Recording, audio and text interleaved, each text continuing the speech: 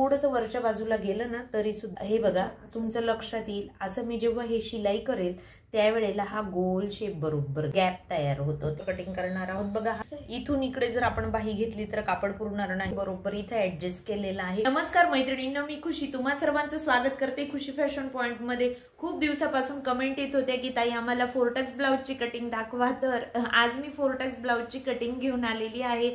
हा 38 साईजचा ब्लाउज आहे आणि ब्लाउज वरून मापे घेऊन ब्लाउज कसा कट करायचा त्याची अगदी सोपी पद्धत इथे सांगितलेली आहे.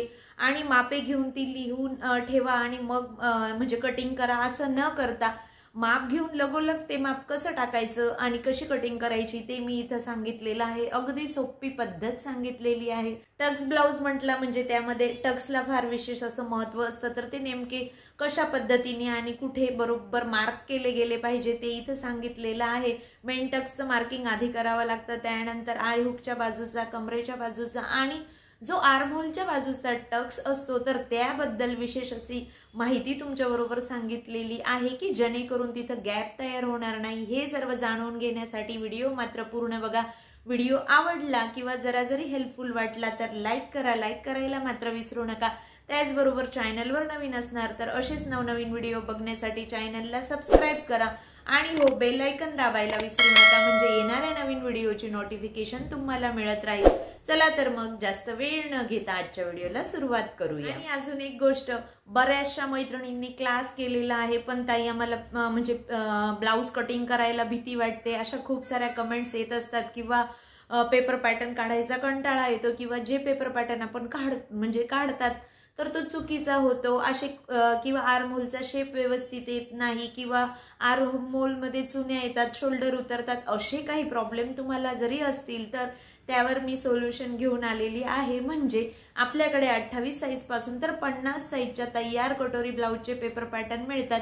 इथं तुम्हाला बाजूला दिसत असतील, तर ज्या कोणी मैत्रिणींना हे पेपर पॅटर्न ऑर्डर करायचे असतील त्यांनी स्क्रीनवर दिलेल्या मोबाईल नंबरवर व्हॉट्सअपला मेसेज करा. म्हणजे जर ऑर्डर करायची असेल तर त्याची सर्व प्रोसेस ही व्हॉट्सअपच्या मेसेज थ्रूच घेतली जाते. तर ह्या संधीचा तुम्ही नक्कीच फायदा घ्या. आज आपण फोरटक्स ब्लाउजची कटिंग बघणार आहोत. हा आहे ब्लाउज पीस आणि इथं आहे अस्तर. ब्लाउजवरून मापे घेऊन ब्लाउजची कशी कटिंग करायची ते बघणार आहोत. इथं हे अस्तर डबल फोल्ड करून घेतलं. बंद बाजू माझ्याकडे आणि सुटे पदर समोरच्या बाजूला आहेत. तर आपण सर्वप्रथम काय करूया, याची घडी मोजून घेऊया. त्यासाठी सर्व हुक हे व्यवस्थित पॅक करून घ्यायचे, म्हणजे लावून घ्यायचे आणि त्यानंतर कुठे चून वगैरे असतील तर त्या व्यवस्थित अशा ताट करून घ्यायच्या. ब्लाउज जास्त खेचायचा नाही, फक्त सरळ करून घ्यायचा. आणि बघा इथं मी मोजलं तर ते बरोबर आलेलं आहे 19. 19च्या निम्मे जर केलं तर ते 9.5 इंच येतं, म्हणजे 9.5 इंचाच्या घडीचा हा ब्लाउज आहे आणि याची पूर्ण छाती आहे 38 म्हणजे. तर आता आपण काय करणार आहोत, लगेचच माप घेऊन लगेचच मापे टाकणार आहोत. तर त्यासाठी मागील उंची मोजून घेऊया. ती आलेली आहे 14 इंच. इथे बघा ब्लाउज मी असा हा सरळ करून घेतला फक्त, आणि 14 इंच उंची आली, त्यामध्ये 1 इंच शिलाई मार्जिन ऍड केलं आणि 15 इंचावर इथं एक आडवी रेषा ड्रॉ करून घेतली. इथं आपण शोल्डरचं माप येत असतं. शोल्डरचं माप हे पूर्णपणे मागील गळ्यावर डिपेंड असतं, म्हणून मागील गळ्याचं माप घेऊया. हे बघा इथं चॉकच्या साह्याने मी इथं आडवी रेषा देऊन दिली गळ्यापर्यंत, किंवा टेपही असा आडवा करू शकतात. तर ते माप आलेला आहे 8.5 इंच, म्हणजे मागील गळा 8.5 इंचाचा आहे म्हणून मी 5.5 इंचाचं शोल्डर घेतलं. आणि बघा गळा जर का इथे जास्त डीप असता, म्हणजे 8.5 पेक्षा जास्त, तर त्यावेळेला मी शोल्डर 5 इंच घेतलं असतं. गळा कमी असता तर शोल्डर हे मी 6 इंचाचं घेतलं असतं. म्हणजे शोल्डरमध्ये बदल होत जातात. आर्महोलचं माप घेतलेलं आहे 6 इंचावर आणि इथं असा हा चौरस तयार करून घेतला. आणि बघा आपण घडी मोजली तर ती 9.5 इंच आली. त्यापुढे 1.5 इंच शिलाई मार्जिन. ही अर्धा इंचाची तिरकस रेषा दिलेली आहे. ही का दिली तर ही फक्त आर्महोलचा शेप व्यवस्थित यावा यासाठी दिलेली आहे. त्यानंतर 1.25 इंचावर इथं हे मार्किंग केलं आणि आर्महोलचा शेप हा फ्रेंच कर्वच्या मदतीने मी इथं देऊन दिलेला आहे. हे बघा आता हा आर्महोलचा शेप आपला बरोबर आला का ते पण आपण चेक करून घेऊया. इथं ब्लाउजवरून आता इथं आर्महोल मोजून घेऊया. हे बघा अशा पद्धतीने मी हा आर्महोल मोजला तर ते बरोबर आलेला आहे 8.5 इंच बरोबर. आपण आता इथं काय मोजली, ब्लाउजची शिलाई मोजली. तर आता इथं सुद्धा आपण जे मार्किंग केलेलं आहे त्यावर न मोजता जिथं आपली शिलाई येणार आहे ते आपण मोजणार आहोत. अर्धा इंच हे शोल्डर शिलाईला दिलेला आहे आणि त्यानंतर मी इथं टेप अशा पद्धतीने ठेवत आहे, म्हणजे इथं शिलाई येईल ना तर ते सुद्धा बरोबर आपला आलेला आहे 8.5 इंच, म्हणजे हा आर्महोल आपला परफेक्ट असा आलेला आहे। आता आपण कमरेचं माप घेऊया। ब्लाऊजवरून कमरेचं माप कसं घ्यायचं, तर ब्लाऊज हा ओपन करून घेतला, त्यानंतर बघा हुक पट्टीकडून मी बरोबर टेप ठेवलेला आहे। तर जे आपले आईची पट्टी असते ना तिथवर टेप ठेवायचा आहे। बघा मी इथं मार्किंग करून दाखवते आणि तिथवर माप आलेलं आहे 32 इंच। तर 32 एवढं हे आपलं कंबर आलेलं आहे। तर 32चा चौथा भाग करायचा। तो जर करणं कठीण जात असेल तर टेपच्या अशा 4 घड्या करून घ्यायच्या आणि बघा ते अंतर आलेलं आहे 8 इंच, म्हणजे 8 इंचाचं कंबर, 1 इंचाचा डाच आणि त्यापुढे 1.5 इंचाची शिलाई मार्जिन असं हे मार्किंग करून घ्यायचं आणि इथं आपण या रेषा ड्रॉ करून घ्यायच्या आहेत। त्यानंतर लगोलग आपण खालच्या बाजूला शेप देत असतो, तर तोही कमरेच्या बाजूला तिरकस शेप देऊन द्यायचा। गळा रुंदी घेतलेली आहे 2.5 इंचावर आणि मागील गळा हा 8.5 इंच आला होता बरोबर। तर मी त्यामध्ये अर्धा इंच शिलाई मार्जिन ऍड करून 9 इंचावर इथं हे मार्किंग करून घेणार आहे आणि त्यानंतर इथं हा चौरस तयार करून घ्यायचा। खालच्या बाजूला सुद्धा मी 2.5 इंच एवढंच अंतर घेतलेलं आहे, कारण त्यांना खालचा म्हणजे गळा, मागील गळा हा ब्रॉड नको आहे। त्यानंतर फ्रेंच कर्वच्या मदतीने शेप देऊन दिला। मागील टक्सचं मार्किंग अशा पद्धतीने टेप फोल्ड करून घेतला आणि 4.5 इंचावर हे मागील टक्सचं मार्किंग करून घेतलं। आता बघा आर्महोलच्या बाजूला ना बऱ्याच जणांना म्हणजे प्रॉब्लेम येतो की इथं चून वगैरे येत असतात, तर त्यासाठी मी एक ट्रिक तुम्हाला सांगते। इथं काय करायचं आहे, हा आर्महोलचा शेप आहे ना एकदम आडवा न जाता तो खालच्या बाजूने द्यायचा। आता तुम्ही म्हणणार ताई असा शेप दिल्यानंतर आमचं आर्महोलचं माप वाढून जाईल, तर ते नाही वाढत। हे बघा आपण जे पहिलं मार्किंग केलेलं आहे त्याचं माप मी मोजलं तर ते किती आलं 1 इंच आणि हे बघा हे वाढीव जे माप आहे म्हणजे जो शेप दिलेला आहे तो सुद्धा 1 इंचाचा आलेला आहे।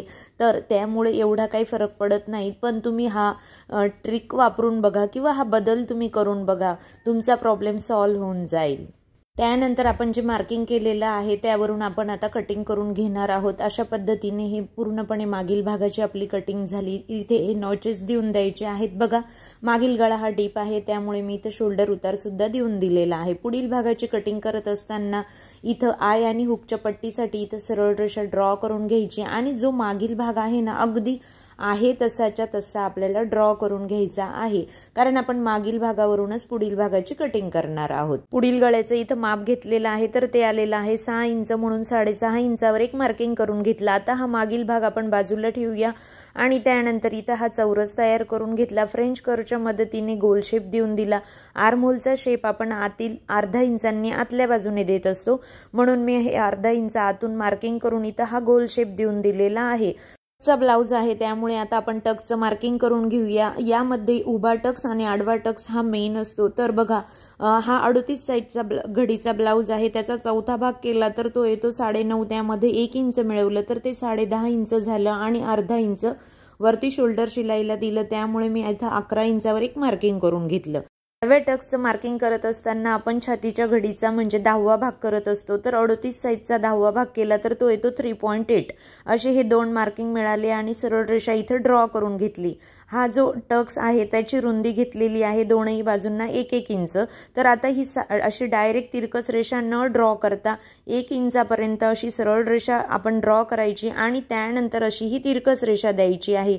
हे जसं मी व्हिडिओत दाखवलं त्याप्रमाणे।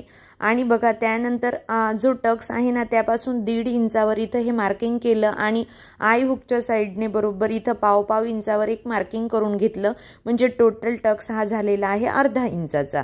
हा खालचा मेन टक्स झाला 2 इंचाचा आणि हुककडचा टक्स झाला आहे अर्धा इंचाचा। त्यानंतर कमरेकडच्या बाजूला बघा मी 1.5 इंचावर इथं टक्स पासून मार्किंग करून घेतलं आणि अशी तिरकस रेषा इथं ड्रॉ करून घ्यायची आहे। त्यानंतर ह्या रेषेच्या दोनही बाजूंना आपल्याला पाव इंच इतपत मार्किंग करून घ्यायचं आहे, म्हणजे हा कमरेकडचा टक्स सुद्धा आपला अर्धा इंचाचा टोटल तयार होणार आहे। आता बघा आर्महोलच्या बाजूचा टक्स कसा घ्यायचा, तर जो मेन टक्स आहे ना त्यापासून बरोबर मी इथं 2 इंचावर मार्किंग करून घेतला आणि इथं अशी ही तिरकस रेषा ड्रॉ करून घ्यायची आता या तिरकस रेषेच्या दोनही बाजूंना मी अर्धा अर्धा इंचावर मार्किंग केलं, म्हणजे आता हे पूर्ण अंतर आलेलं आहे आपलं 1 इंच, म्हणजे आर्म होलच्या साईडचा टक्स आपला झालेला आहे 1 इंचाचा। आता बघा ती रेषा 4.5 इंच आली, तर दुसऱ्या बाजूची रेषा सुद्धा मी 4.5 इंचावर थोडीशी पुढेपर्यंत घेतली आणि नंतर आर्म होलचा शेप देऊन दिला। हे बघा इथं शिवल्यानंतर तुमचं लक्षात येईल की बरोबर आर्म होलचा शेप कसा हा गोलाकार आला आहे ते। जे बघा टक्सची जी दुसरी मार्किंग आहे ती मी थोडी पुढच्या बाजूला वाढवून घेतली, त्यामुळे इथं गोल शेप असा तयार झाला। आणि जर आपण असं केलं नसतं तर इथं गॅप तयार होतो, त्यामुळे ही पद्धत वापरायची आणि त्यानंतर आपण हा असा गोलाकार शेप देऊन द्यायचा। आता बघा हा टक्स आपला किती आला आहे 1 इंचाचा, बरोबर। तर आता हे 1 इंच अंतर आपलं कमी होऊन जाईल, म्हणून ह्या बाजूला 1 इंच अंतर हे वाढवून घ्यायचं असतं। हे बघा अशा पद्धतीने। आणि त्यानंतर खालच्या बाजूला आपला टक्स 2 इंचाचा आहे, म्हणून मी इथं खालच्या बाजूला सुद्धा 2 इंच अंतर वाढवून घेतलं आणि हे जे वाढीव माप भेटली तिथं एक तिरकस रेषा ड्रॉ करून घ्यायची आहे। आता बघा टक्स घेतल्यानंतर आपलं कापड हे वरती होत असतं, म्हणजे वरच्या बाजूला सरकतं, म्हणून खालच्या बाजूला आपण 1 इंच इतपत हे अंतर वाढवून घ्यायचं आहे। हे प्रत्येक साईजमध्ये तुम्हाला असं करायचं आहे। त्यानंतर टक्सही इथं वाढवून घेतले। आता बघा 1 इंच अंतर वाढवल्यामुळे आपली आय आणि हुकची पट्टी वाढून जाईल, बरोबर। तर मग आता आपण काय करणार आहोत, जी आपलं पहिलेचं मार्किंग होतं त्यावर इथं अशी ही तिरकस रेषा आपण आखून घ्यायची, म्हणजे आपलं आय आणि हुकच्या साईडचं अंतर वाढणार नाही। आणि आहे तसंच्या तसं आता हे आपण कट करून घेऊया। म्हणजेच मागील भागावरून आता आपण पुढील भागाची कटिंग केलेली आहे। आर्म होलची कटिंग करत असताना थोडीशी काळजी घ्यायची। हे बघा ही जी रेषा आहे ती थोडीशी पुढेपर्यंत आपल्याला कट करायची आहे। फक्त बाकी सर्व जसंच्या तसं ड्रॉ केलेलं आहे ना तसंच कटिंग करायचं, फक्त आर्म होलच्या इथंच थोडीशी आपल्याला काळजी घ्यायची असते। हे बघा हे शिवण करत असताना ते आपलं बरोबर ॲडजस्ट होऊन जातं, किंवा अशा पद्धतीने कटिंग करा, म्हणजे बघा असा हा शेप येईल दोनही बाजूंना। आणि बघा हे शिवल्यानंतर बरोबर गोल होऊन जातं। जरी इथं आपल्याला कटिंगच्या वेळेला वेगळा शेप दिसत असला तरी सुद्धा शिलाईत ते बरोबर होतं। आता हा खालचा टक्स मी म्हणजे आपला एवढा शिवण्यात जाणार, त्यानंतर आपला 8 इंचावर कमरेचं मार्किंग आणि त्या पुढे 1.5 इंचाची शिलाई मार्जिन घेऊन जे एक्स्ट्रा कापड येतं ना ते सुद्धा कट करून घ्यायचं। अगदी सोपी पद्धत तुमच्याबरोबर मी इथं शेअर केलेली आहे आणि ह्या पद्धतीने तुम्ही सुद्धा नक्कीच ब्लाऊज कटिंग करून बघा। आता बाहीची कटिंग करून घेऊया। रुंदी बघा ॲडजस्ट होत नाही, म्हणून मी इथं जॉईंट देणार आहे। वरच्या बाजूने कापड सरळ करून इथं कट करून घेतलेलं आहे। बघा बाही इथं मोजली तर ती आलेली आहे 11.5, म्हणून मी इथं 12.5 इंचावर एक मार्किंग करून घेणार आहे। आणि कॅप हाईटचं मार्किंग घेतलेलं आहे 3.5 इंचावर। बरेच जण विचारतात ताई लांब बाही असली तर कॅप हाईट जास्त घ्यावी का, तर तुम्ही अर्धा इंचांनी वाढवून घेऊ शकतात, एक 3.5 इंचावर आणि नंतर मी 4 इंचावर इथं कॅप हाईटचं मार्किंग केलेलं आहे। तर बघा हे आर्म होलची गोलाई ती किती आली होती 8.5 इंच, म्हणून मग इथं 8.5 इंचावर तिरकस टेप ठेवून मी मार्किंग करून घेतला आणि त्यापुढे आली आहे आपली 1.5 इंचाची शिलाई मार्जिन। त्यानंतर हा बघा गोल असा हा शेप देऊन दिला मागील मुंड्याचा आणि त्यानंतर हा पुढील भागाचा खोल शेप दिलेला आहे। तिथं बरोबर असा फिश सारखा आकार आला पाहिजे। दंडघेर आलेला आहे 6 इंच, त्यापुढे 1.5 इंचाची शिलाई मार्जिन। आता बघा सरळ अशी डायरेक्ट रेषा आपण ड्रॉ करायची नाही, तर ही जी गोलाकार पट्टी आहे ना एका बाजूने, तर जेव्हा लांब बाहीची कटिंग करतात त्यावेळेला थोडंसं असं हा गोलाकार शेपमध्येच बाहीची कटिंग करायची, त्यामुळे काय होतं ना बाही फिटिंगला छान बसत असते। डायरेक्ट सरळ रेषा म्हणजे तिरकी रेषा डायरेक्ट ड्रॉ करायची नाही, तर थोडासा गोलाकार शेप द्यायचा। त्यानंतर बघा ही बाही कटिंग करून घ्यायची। मला बाहीला जॉईंट द्यावा लागणार आहे, तर हे जे कापड उरलेलं आहे तेच मी इथं जॉईंटला वापरणार आहे आणि ते इकडं तिकडं व्हायला नको म्हणून लगेचच त्याला पिन लावून घेतली। कटिंग झाली। हा पाठीमागचा भाग, हा पुढचा भाग, आपली पूर्णपणे टक्स ब्लाऊजची कटिंग झालेली आहे। तर आता आपण ब्लाऊज पीस जो आहे ना त्यावर कटिंग करून घेऊया। बघा त्याला छान सुंदर अशी डिझाईन आहे आणि मध्ये डिझाईन दिलेली आहे, काही ठिकाणी डिझाईन नाहीये, तर ते सर्व विचार करून नेहमी ब्लाऊजची कटिंग करायची।